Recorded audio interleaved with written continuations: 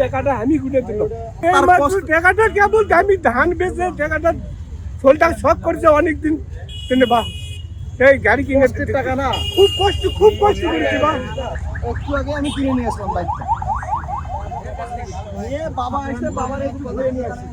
এবারে গাড়িটা রাইখা ওখানে গেছি, যাতে বলছি বাবা তুমি ওই দিক থেকে ঘুরে আসো। আইসা আমি দেখি গাড়ির উপরে ওই চোর বসে চাবি খোলার চেষ্টা করতেছে। টাকাটা আমি গুনে দিলাম।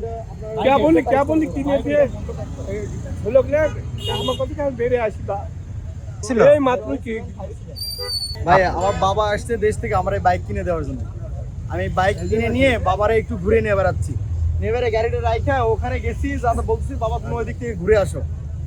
আইসা আমি দেখি গাড়ির উপরে ওই চোর বসে চাবি খোলার চেষ্টা করতেছে। তখন ওই যে ড্রাইভার ভাইরে বললাম যে দেখেন আমার বাইক চুরি করার চেষ্টা করতেছে। তখন আসে ওর ধরছে, এই ওর হাতে ওই যে চাবির লক খোলা এরকম একটা এক ছিল, 5-6টা চাবি ছিল ওর কাছে। হ্যাঁ, গাড়ি আজকেই কিনছি। আচ্ছা, সেক্ষেত্রে তো আপনি অনেকটা লাকি। ভাই মানে বিশেষ করে ভাই সংবাদ পাচ্ছি যে একটা চক্র এভাবে মনে করেন বাইক চুরি করে আর কি, যার কারণে আমাদের সিনিয়র অফিসারদের পরামর্শের নির্দেশ ক্রমে আমরা সতর্ক ছিলাম আর কি।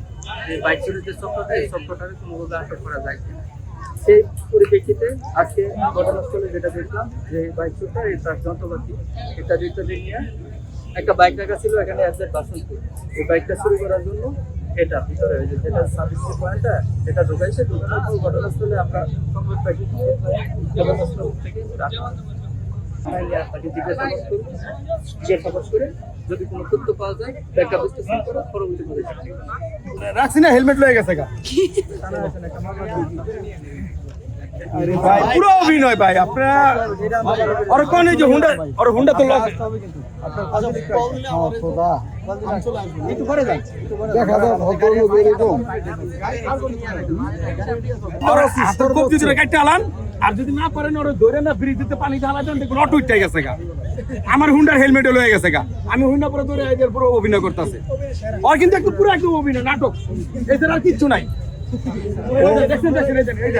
ওই যে অরিজিনাল যে হুন্ডা চোর, এটা প্রমাণই দেখা যায়। ওই যে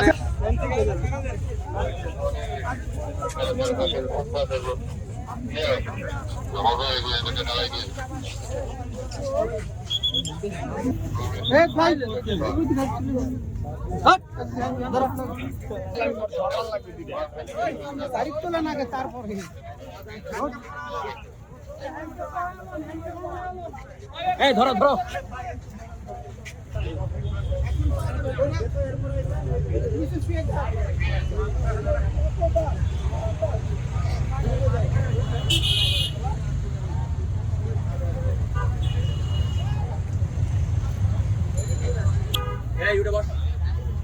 এই কি ভিডিও